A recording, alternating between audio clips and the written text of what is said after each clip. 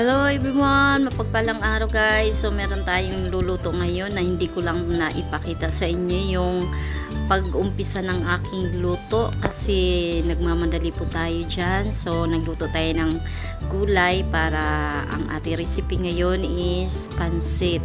Panandali ang ano lang po ito. Panandali ang vlog guys kasi meron lang akong minamadaling gagawin. So ayan, nahalo ko ang ating mga gulay na may kasamang manok at ang ating mga iba pang mga lahok, carrots, ang ating mga gulay na galing sa ref.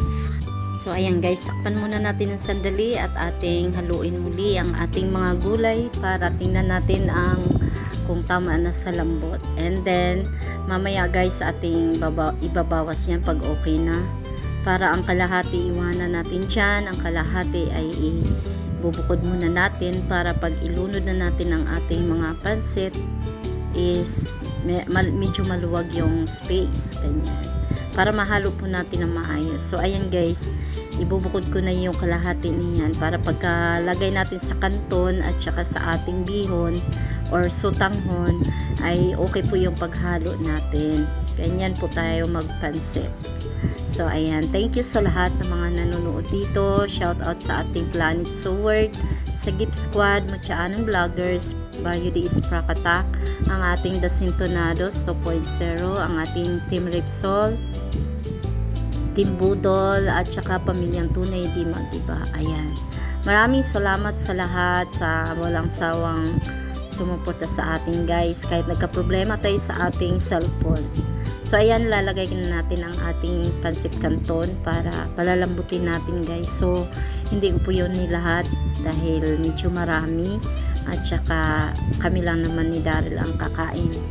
Ayan, so daghang kaing salamat sa lahat-lahat, sa ating si Kuya Jerry Hunter Official, Nanay Mofant, at saka si Kuya June, Ispradak TV, sila Kuya Dance, Sis Maricar, Jengo Saga, si CYTV, Sis Anna Daves Official, Sir Romeo Duca, Kuya Dance, J Bagsik, and Dark Angel.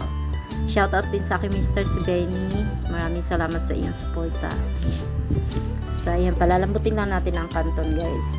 Shoutout pala kay Mansariti Channel. Ayan, nagluluto din po siya. Pwede ninyo siyang puntahan sa kanyang mga recipe.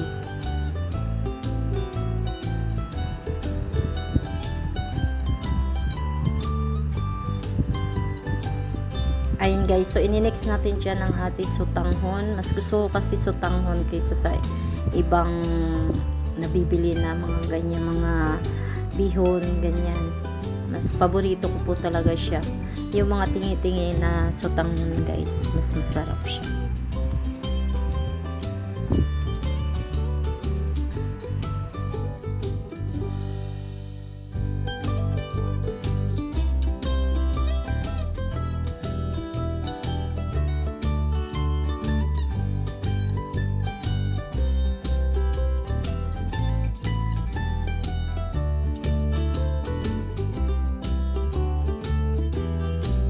So ayan guys, ininext na natin yung ating mga gulay na binukod natin kanina para mas maganda yung ating kalabasan dyan dahil mahahalo na siya ng maayos. Ayan, dahil malambot na yung ating pansit at ating bihon.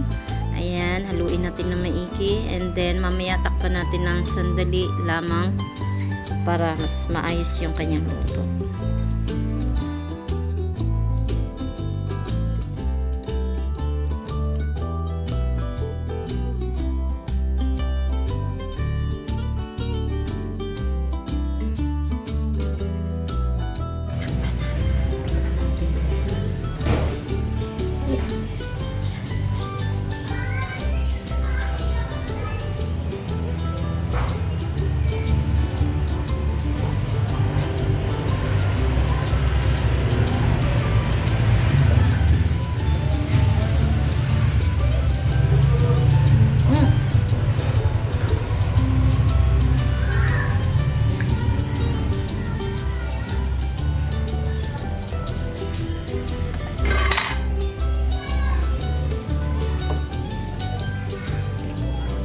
Dagdagan ko ng kunting medyo matigas pa yung ating karton. Pero okay na yung ating tinta guys.